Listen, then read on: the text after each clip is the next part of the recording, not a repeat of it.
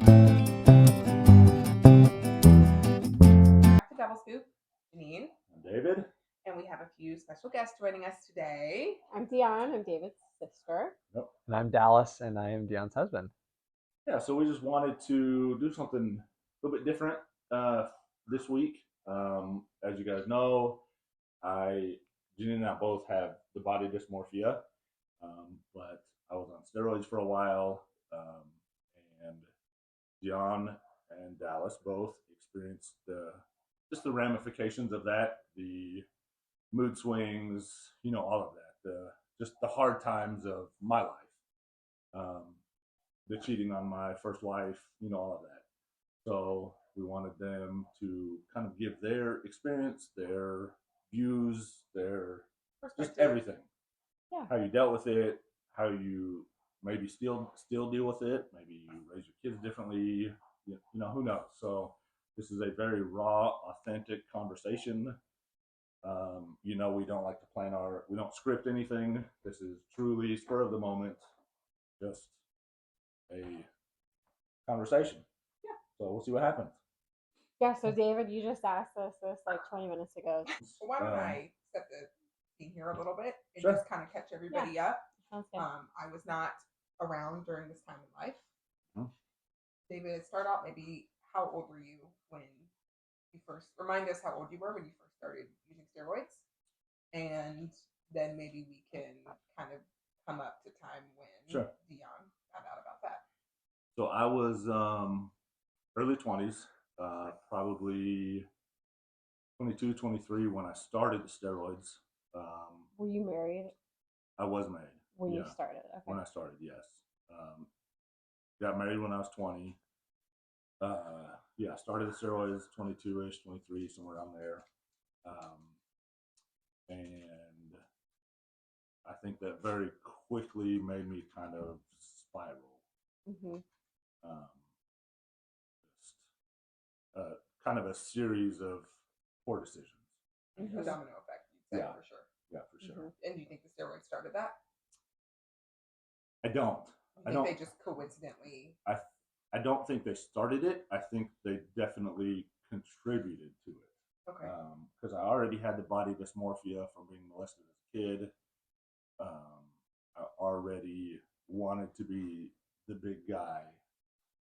And then I started becoming the big guy. And it just kind of dominoed from there. But you guys didn't know about my childhood for a while. Not until later. Yeah, it went for a while. No, we had no idea. And I don't even remember how old I was when I told you guys. I probably found out from Mom, and she was kind of maybe explaining like why you were having a hard time, or kind of associating those two things. She was worried about you. Yeah. Yeah, I know. I did tell Mom first. I told Mom and Dad first. Mm-hmm. Around that same time? I didn't tell you. I told Kenda first. I told my first wife first. Before or after steroids? It was after I started steroids. Okay. But it was before our oldest was born. Oh, okay. Because I had so much anxiety about changing a diaper. Oh, it makes me hurt. Yeah. Because just mentally, I grew up because I was molested by a male. Just mentally, I was like, oh, someone's gonna think I'm gay, or I'm wiping his butt too long, or something like that. And so I didn't tell her until she was pregnant with Dade. She was the first person I told. Was that super hard for you to tell her? Incredibly. Were you like scared that she would be? Yeah, of course. I mean, terrified to tell her. Yeah. I mean, how do you tell your significant other that? Yeah. And that's the first person you tell. Yeah. And you held it in. Like you haven't told anybody. Nobody. You've held it in for 14 years. Mm-hmm. So yeah, it was terrifying. And you were still hanging on to probably like a lot of shame, guilt, and feeling like you had something to do with it, or like Yes. any of that. So it was almost like you were probably telling her as like almost like an admission of guilt or wrong or something, even though you were the victim. Which was always 100%. like the saddest part of like, because when you're molested, you blame yourself. Like, why didn't I stop this? Why didn't I speak up? Why didn't I do anything? Yeah. So yeah, that ton of guilt, of course. You're so little. You were like the cutest little kid. Like, we died over you. You're so cute. So honestly, when we found out, it was like super devastating. And then of course it turned into like, who did that to my brother? Like it's hard. I think for me, just like that part, not even getting to the steroids yet, but just finding that part out was like super, like, felt kind of traumatizing to me. Of like, don't mess with my brother. Don't touch David. Don't you mess with him, you know?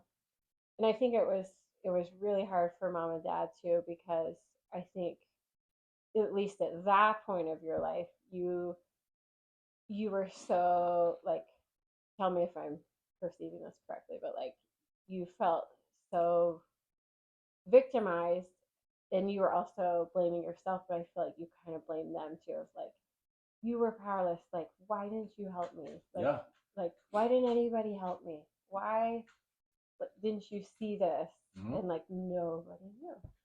Like, nobody had any idea. I definitely felt that way. But now as an adult, I get it. Like, if your kids don't talk to you, or if they don't, if you're not open with them, then things sneak by. Kids are good at pretending. Kids are good at hiding things. Or just being like, what the heck was that? That, like, what was that? So you may not notice everything. I feel like I was a happy kid. You were so happy. And even into my teenage years, I was a happy kid. So I did a good job of hiding it. You did an excellent job of hiding it, which is like also really heartbreaking. But you got good at maybe acting. I don't know. Interesting. So we kind of understand what led up to that, but how did you find out about him using steroids? I wouldn't say it was like a significant memory of like, I remember exactly where I was when it happened, like when I knew, but like just kind of the overall stuff that was happening. It was just becoming apparent that like we knew that like David was like messing around. He was getting insanely huge, and I think the part that stood out for me was like, it was actually heartbreaking for me to see that like he was like really big. He would kind of like strut around like muscly, you know, when it was almost like I could see it for the counterfeit that it was, because it felt like to me like a counterfeit manhood, where like you wanted to be manly and like disingenuous almost at the time. Yes, but it was almost like this false identity that like you were kind of like trying to find or get, but it wasn't like in like based on like true principles. It was just like a puffed up like counterfeit manhood, when I think you were almost like you were seeking it in a way that like wasn't, you were never gonna find it, like almost like it was a way for you to feel self-worth. But we just like loved the heck out of you anyway, and it was just like wanting you to see that like, oh my god, like you do not have to do that, like ever, like just like we just like love you so much. So you just I never came out and told anybody. I mean, of course, I lied about it to everybody. Anyone that asked me, no, steroids, including mom and dad. But you could tell. I mean, it was pretty obvious. And the company I was keeping, I mean, I was doing other stuff too. You guys knew that. I was selling things I shouldn't be selling. I was hanging out with the wrong crowd. It was very obvious, right? Well, the thing is like you would talk to me on the phone, like we would talk, Hmm. and like I would just believe you because I just wanted to trust you, and I tell mom like, no, he told me this. Yeah. And she'd be like, and I'm like, you know, like sometimes it would be like this kind of back and forth of like I would be standing up for you. And so there were times when I felt like you would definitely like almost like call me to want to like maybe lie to me or like make you believe my side. Yeah. And then it got to where I was like, I understood that. I knew that. But I would just listen to you and not say anything because I loved you. And because I wanted you to feel heard, whatever it was you wanted to say, whether you're lying to my face and I knew it, I was just let you talk. And we would sometimes talk about this, and we at some point we're like, he's probably using steroids or whatever, and the conversation was just always, how's David doing? It's always like whether he is or isn't, like it's really no difference to us because we just loved you and cared about you and knew you had a good heart, and it was a difficult time, and so we just were there to kind of support and love wherever we could, and that was kind of the role that we always felt that we wanted to play, and did. Just love David who he is, and he's going through time, and whether he's lying or not doesn't matter to us, Yeah. But when it came to your kids, and Kenda called me desperately, saying, I don't know what to do. Like, this is happening, this is happening, this is happening. And you don't know this, and I've never told you this, but I was like, no, please tell me. Kenda, get the heck out of here. Yeah. I'm like, you get your stuff, and you get your kids, and you get the heck out of there. Yeah. We are here for you. Good. Like, we love you, and we love him enough to know that, like, we got your back, we got his back, but this is not healthy. Yeah. This is not okay. No, good. I'm glad you did. So thank you. Yeah. It wasn't a good situation for anybody. Certainly not for the kids. I never wanted those precious babies. No, never wanted any kid. No kid should ever live through that. But especially when it's your own kid. Yeah. A lot more protective. And we have seen your fierce like dedication to your kids. Like they're super lucky to have you for a dad. Just absolutely so lucky. So let's. I couldn't get mothers. that wasn't a pause. That was no. I can't talk. It's okay. And we love the heck out of your kids, and we still love Kenda too. Yeah, and just like you just have a gift for just being loyal as much as you possibly can, and that is why I hate the steroids, because when that comes into the picture, like we've seen moments in your life where we're like, oh my gosh, he's getting bigger. Yeah. He's getting bigger. And then we're like, yeah, because we know that that's not you. That's something else. Yeah. But it's not you. It's something you're like emotionally trying to like, whatever it is, Yeah, and that brings up an interesting thought for me. Going back to my childhood, because of what I went through. I want to be the protector. I want to be the biggest guy in the room because I want to be intimidating.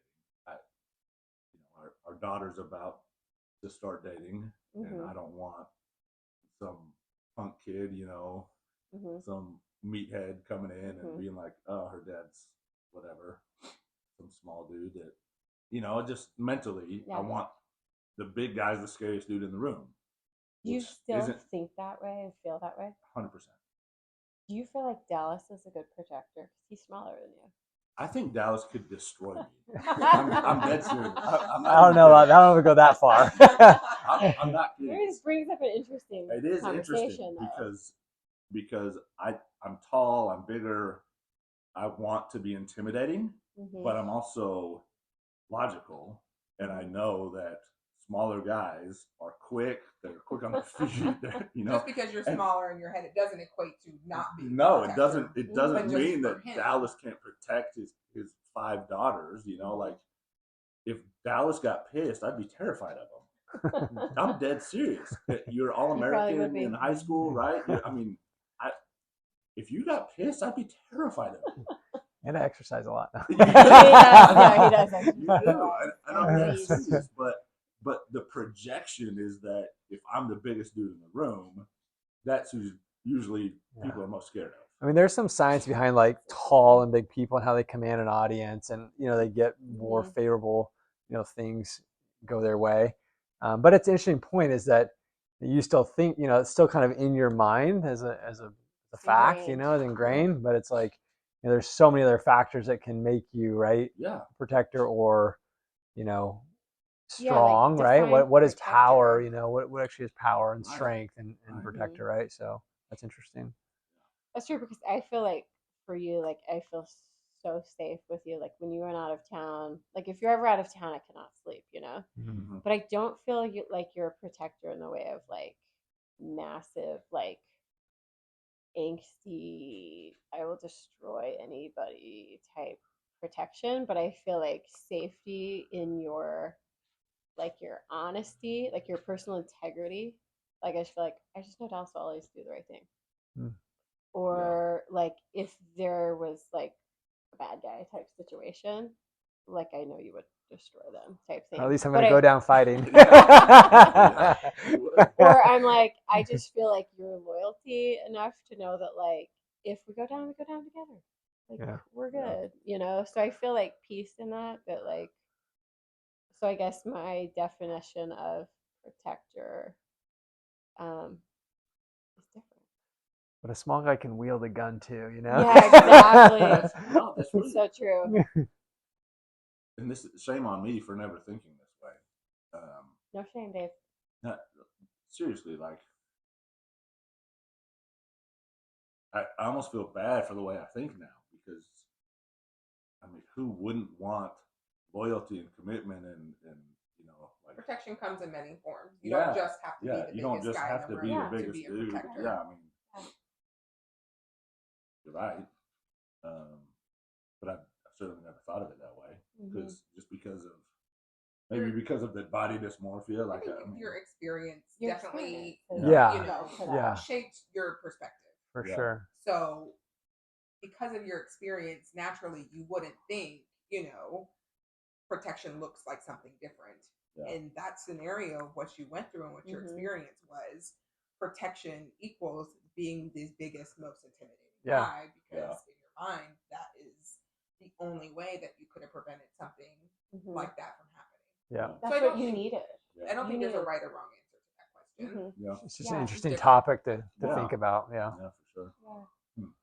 It's like for us, like our daughters have dated, and Dallas, I'm sure, felt a feeling of like so much with my kid, Oh yeah, I'll square him up.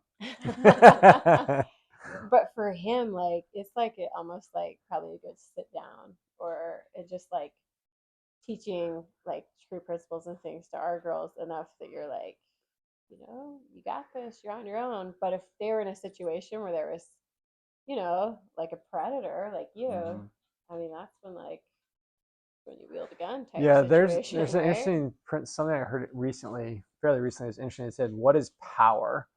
And power is having the ability to have what you want to happen like immediately. That's power. And so like if you think about, you can think about lots of different power, right? So in one context there's like a supreme being power. He's a supreme being because what he wants he can have happen. Whatever he wants can have happen at whatever time he wants it to happen, and that's like power, right? So one thing that's interesting is like, so our power, the things that we want, can be passed on to like our children, for example. Like if they know something, if you instill in them a certain knowledge or a certain value or a certain principle, then when it's time for them to act, you want them to act that way, and they will, because you've taught them and they've made the choice. They're making that choice to act in that way. So it's just an interesting topic to think about the different aspects of power and obviously Yeah. for your situation, I mean, it makes 100% sense, Yeah. sense, and that probably a lot of us would react the same way had we been in that situation. But just to think about, it was just a really interesting concept to me to think about, like, what really is power, Yeah. And it can be abused too, right? Power can Sure. be in a bad sense too. Sure. So yeah, I sympathize with that. Like I can see why, I can totally 100% see why you would feel that way And still act that have way. that ingrained in you. And I think there might be other ways to explore it too for you, just to explore, like, are there other forms of power, I guess. All right, so I'm going to get us back on track here a little bit. The decision to use steroids is not, linear, and it does not only affect one person. No. That was a choice that you made for yourself, yes, and we, have identified what you wanted to get out of that and what you did get out of that. Yeah. But there are other things it affects. It didn't just make you a bigger guy. Mm-hmm. It also affected, your behavior, and you frequently told me, you were not a good person back then. I was not. So I kind of want to hear more about what that looked like for you, and then that ripple effect of it affecting, your family, like your sister, and then like her support system, and like how they dealt with it. Because it is, not a decision that should be made lightly, because it, really can affect a lot of different moving pieces of your life. It really does. So steroids, as much as people want to say it, that it doesn't affect you mentally, it 100% does. It for sure affects your decision making. You tend to make poor decisions, or not fully think through decisions, or some people call it roid rage. It's not necessarily roid rage, but you do tend to get aggravated more quickly because it's testosterone, right? Testosterone is, the more testosterone a man has, the worse it gets, right? And so my decision making, on top of my career, construction was not doing well at the time. The market had just crashed, so I needed to find a way to make money. So I was selling drugs, I was selling steroids, I was transporting drugs. I was doing a lot of things that were very not good, right? Especially for a man that had kids, married and kids. So yes, steroids do affect decision making 100%.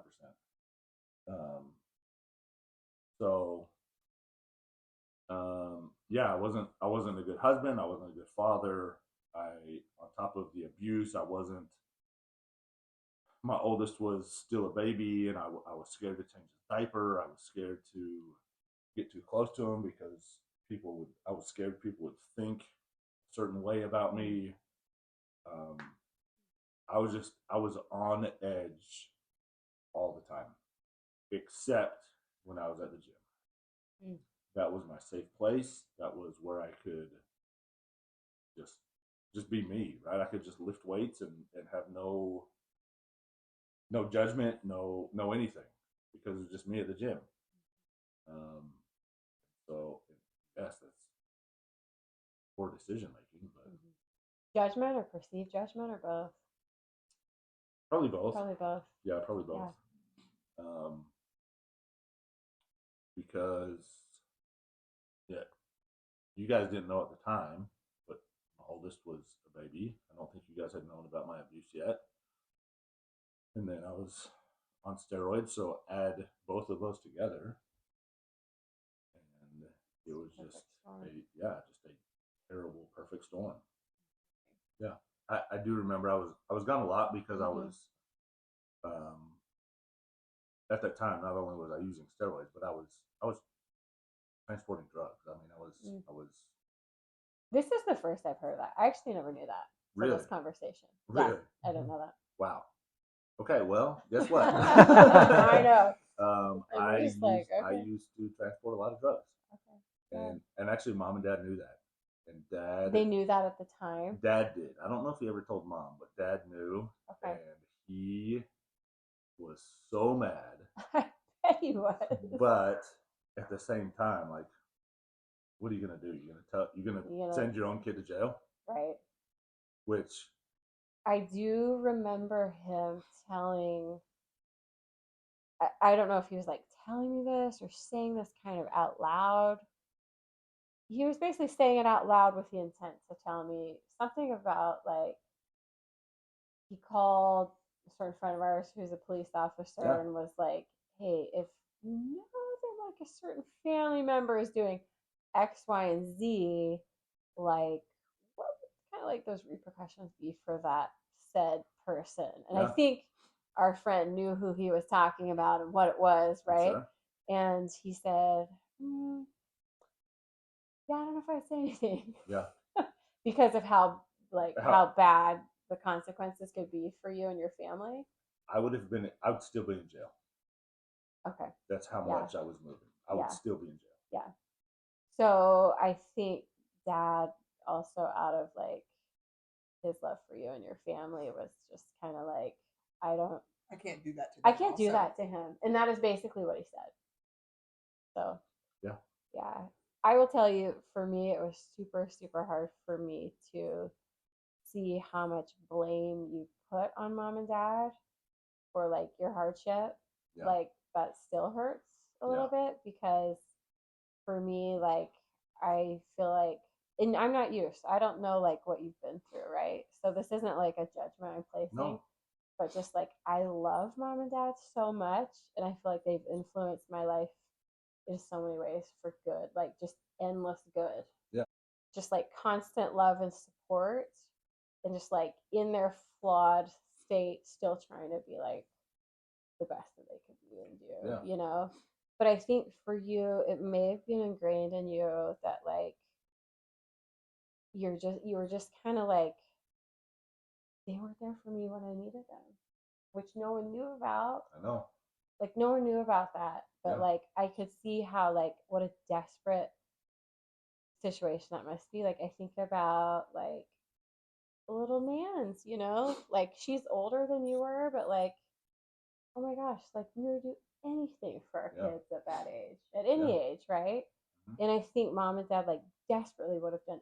I mean, I cannot even imagine if Dad knew about that. He probably would have killed him. He would be in jail till now. Yeah. Honestly, he would have done. I mean, it would have been like madness if he knew about that. I'm sure. And so it's just like knowing that, but like knowing that, like just feeling so sad that like you went through that alone. Like I cannot even imagine what that was like for you. So like yes, it was like the steroids thing was hard. I don't want to get off track too much. Like it was hard to watch. It was hard to see, but like I think what was harder to see was that like you just didn't know your worth, and I think you didn't want to know your family's love for you because you needed something to blame. Yeah. Because I felt like I think that almost empowered you as well. It kind of like fueled your fire to like keep doing what you're doing. Like by having somebody to blame, you still had a reason to kind of continue on this path. Mm-hmm. And if they weren't to blame, and if it was say nobody's fault, and you just, for lack of a better word, had to let it go, then there would be no justification for some of the choices you made. Yeah, that's a good way to summarize that. Yeah, I could see that. Mm-hmm. I gotta say, this is better than any therapy I've ever had. Let's keep going. Let's keep going. Please, let's go. Yeah. But it was, so that was just really hard, and probably still is hard for me. It's just like somehow, somewhere, like I just hope that you will like be able to come to terms with some of that, like just like that fight inside your head that's like, because there's like that 6-year-old like sweetest boy in the world, but like kind of like I was quoting Shakespeare to you earlier today. It's like 'twas I, but 'tis not I. Yeah. Like we still are who we are, like a culmination of years, like past to our present. But like that was you, but that isn't you now. But it's not like you have to flip flop. Like that was you then, and that still was you then. Like you still are what you were. Yeah. But also like give grace in your life for the changes that you've made, and like own it and be proud of it, and like continue to like allow like your family to love you, and not feel so much like I got this, I got everything, like I got everything together. Like we don't have it together. Like none of us has it together. Like we're just like kids in adult suits. You know, like we can't help it. We're still like learning. You know, kids in adult suits. Yeah. I think another interesting thing that I've seen from an outside perspective is how important communication is. I'll talk to Dionne about this sometimes. Like, you know, your family didn't really communicate when it came to like emotional things or some of the harder things. Well, I did. Me and my parents did. Okay. But maybe less so. My brothers weren't very good at being like talking about harder things. I feel like, girl, I don't know. We've learned that mine was different. As an adult, I don't mean to I've learned change that what more you're in saying. life. It's But, good knowing what you. No, Dionne did that, but certainly I never. I know, like Jess has a hard time communicating emotional things, Yeah. you know, or sensitive things, or you know, opening up in that way. You know, I think you've had that. Yeah. I think Nate Nate's too, kind of that probably. way. Yeah.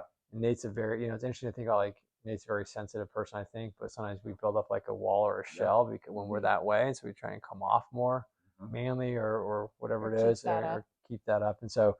Or keep yourself, protect yourself, right, from being hurt because you really are like a sensitive person. So I just think that's another interesting aspect is I think, you know, maybe a little more, I don't know how to, you know, building out communication and that ability to talk about things more openly and be comfortable talking about things that are, you know, open up emotionally or you know, your feelings, that thing can really help. Spiritually, like anything that's maybe like a little bit like vulnerable.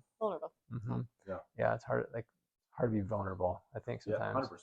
Especially with men. Men aren't like that. I don't think you have to stereotype that actually. I think like vulnerability is just like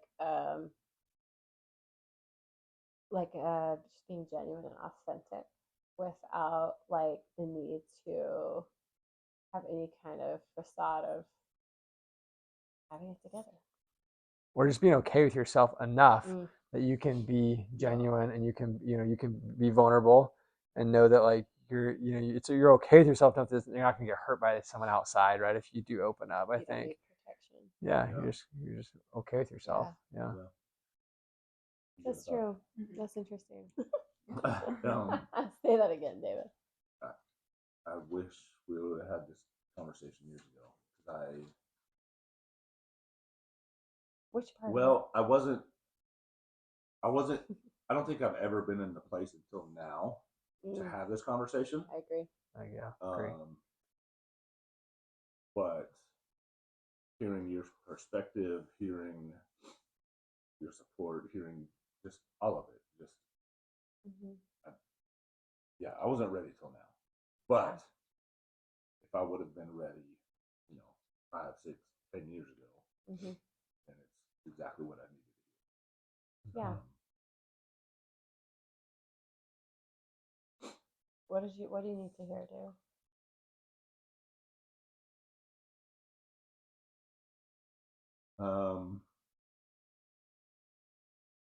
The support, just how much love and care you guys have.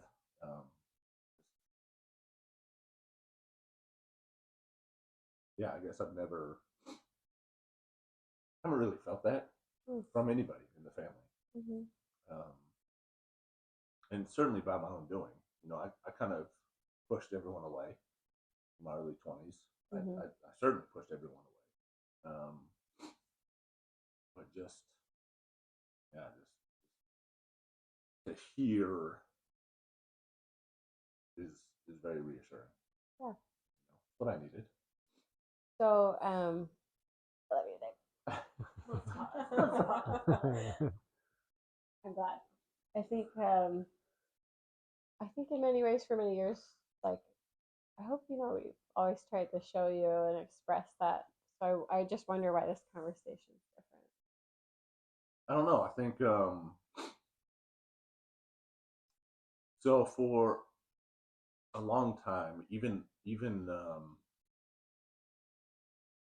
with my second marriage, I never focused on me. I never. It was kind of pour into the kids. It was a very selfless relationship. I did a lot for everyone else and never focused on me.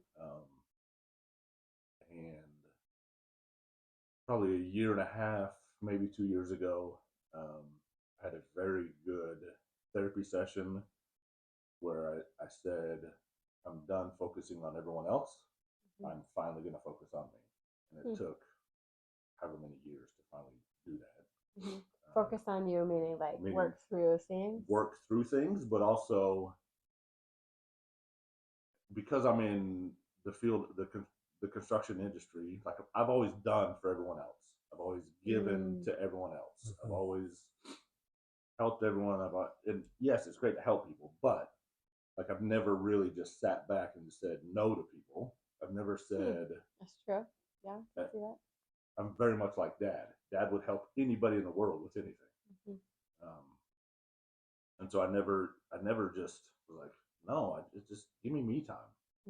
Like setting boundaries. Yeah, I never set boundaries. And so after my second marriage failed, and I finally was like, all right, I'm finally focusing on me. I'm finally gonna just work through whatever I need to work through. I'm gonna make sure the kids are great and we come first.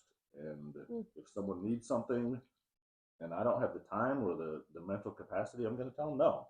And I had never done that before. Yeah, that's healthy. That's great. Ever. Even with mom. If mom needed something, I had never told them no. And so finally, I'm at a place where I'm okay with saying no. Yeah. I'm truly focused on me. I'm focused on a very healthy relationship now, which is probably the healthiest relationship. It is 100% the healthiest relationship I've ever been in. And I'm just learning more about me, and I'm growing, and probably started this channel. So it's been. I'm so proud of you. 40 years finally of. I'm just finally being like, all right, I need to be selfish. Yeah. So to So I do have to ask, like you've kind of been through this very tumultuous, ups and downs. What kind of pulled you out of it? Like to getting us to present day. Was it the end of your second marriage when you finally worked on yourself, or? It's very embarrassing and humbling and traumatic to have 2 failed marriages.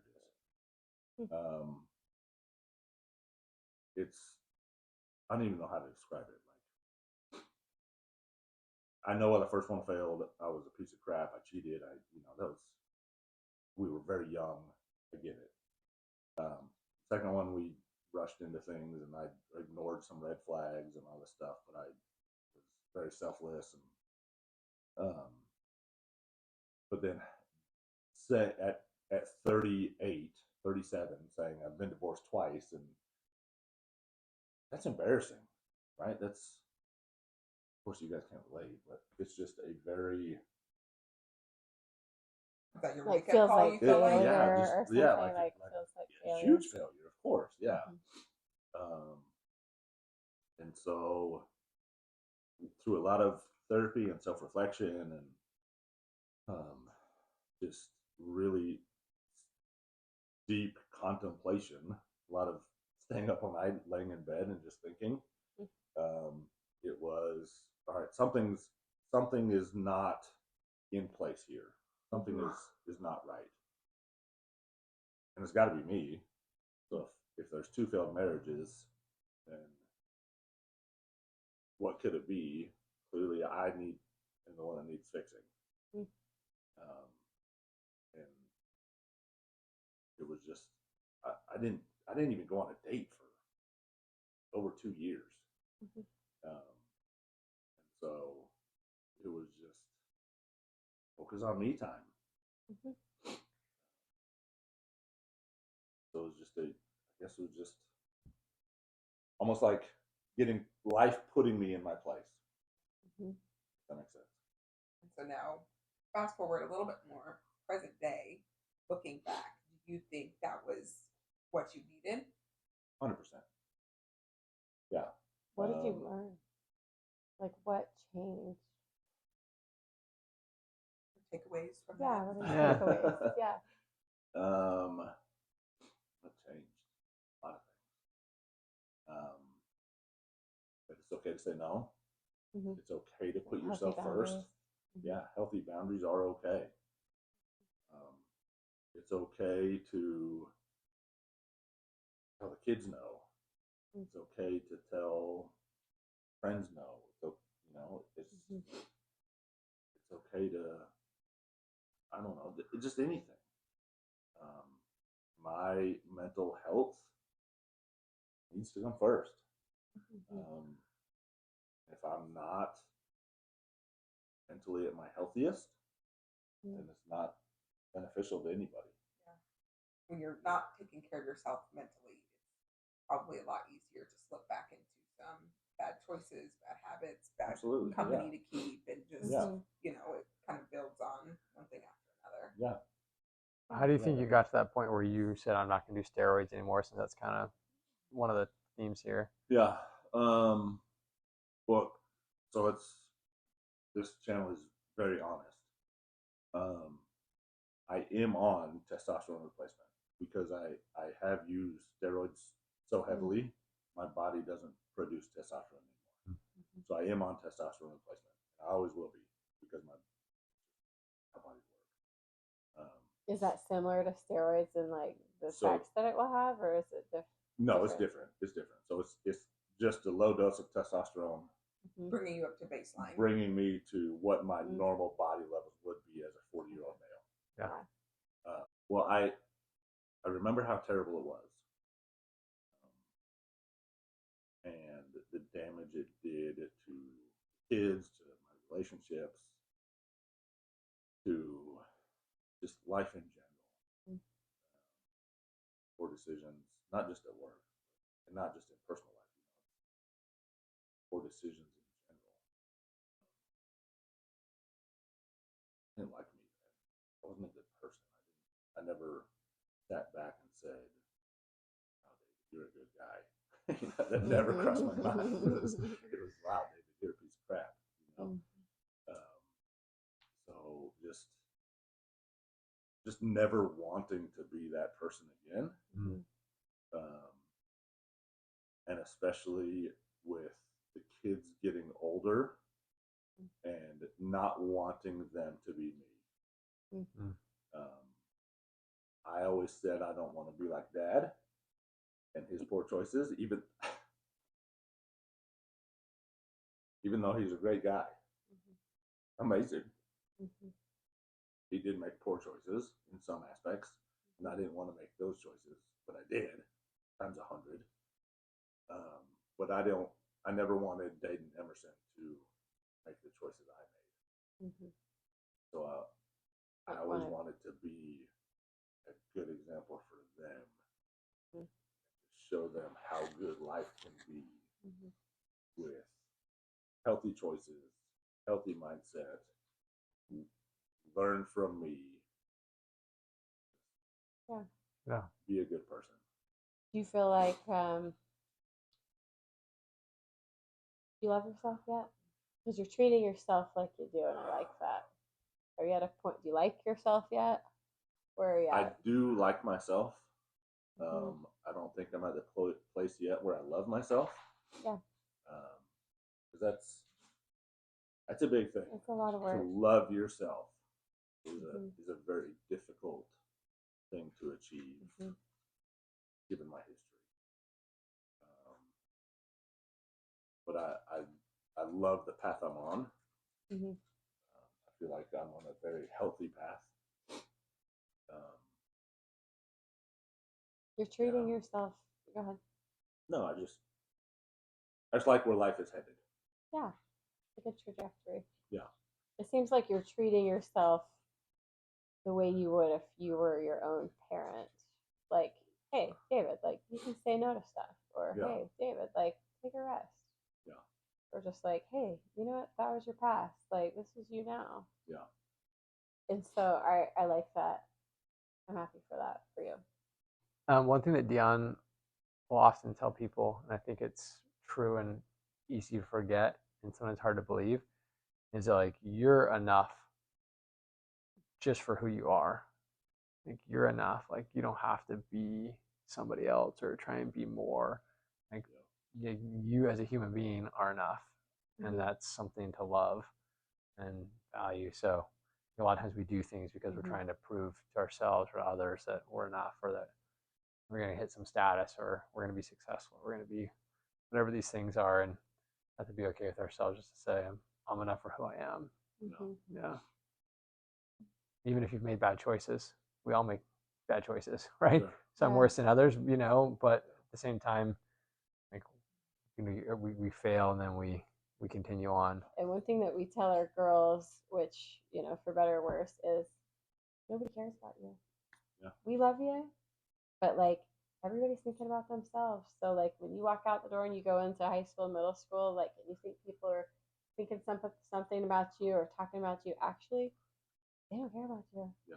But you're worried about themselves. Yeah. So I think I've seen a lot of growth for you in that area, and maybe that's something that, like, you can keep building on, is just knowing that, like, as much as I hate this, just like a lot of us are kind of caught up in our own troubles and lives, and we're just kind of championing for you. Like, in like then or now, like, it's no different. Like, we've loved you the same then, we love you the same now, and of course it makes us happy to see, like, the positive changes. Like, it's visible.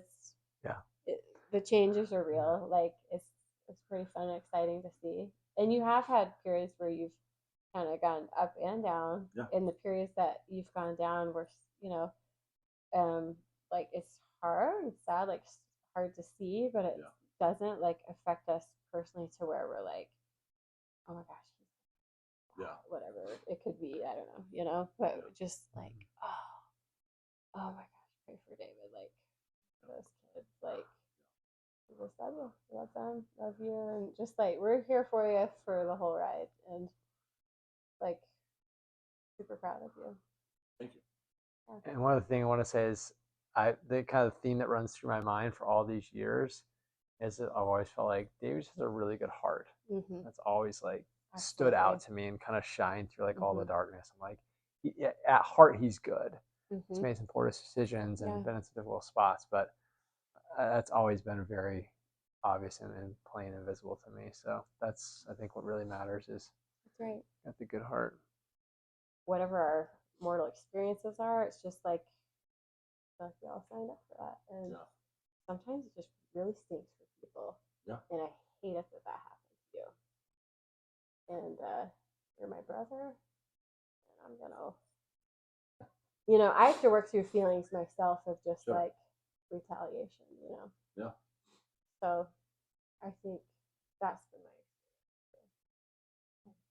I think something, a big takeaway, I think, just even listening and hearing a lot of this for the first time, is, it is so worth it to find someone to either talk to, open up to be vulnerable with, to share what you're feeling, and have that help and have that support, because very clearly we just heard your story of what it looks like when you don't have any of those things, and just the ripple effect and the causation it has, and how it can affect other people of your family, your kids, your relationships. And I'm so thankful and so fortunate that you were able to kind of turn it around, but that's not the case for everybody. And I also think too is it's really awesome that you're able to be humble enough to, like, say, I want to make a change, and like, I need to make a change. A lot of people, there's too much pride. They don't want to make the or effort or whatever it is. They just don't want to make the changes. They just hold on, So it's just awesome to see you say, you know what, I'm gonna make a change. Try to, and there has been a really visible difference. I was talking to Raleigh and Madeline recently, and I don't remember what the exact conversation went, but maybe we had gotten together, and it's like, yeah, David was there, and kids were there, and Nate was there, and I said, on David's, how's David? Oh, he's doing great. Like, he just seems so much happier. He seems so much better. That's what I was telling the girls. Because there was a period before you mentioned Ian and stuff where you didn't seem that great. It was like, yeah, David, he doesn't seem that great right now. I mean, I didn't know what, just whatever it was. I didn't know what it was per se, other than just you're going through our time. But yeah, it's huge. And everybody's just excited to see that you're doing better. Yeah. So, you know what that means basically, though? Well, can't wait to see what you do next. That's right. That's right.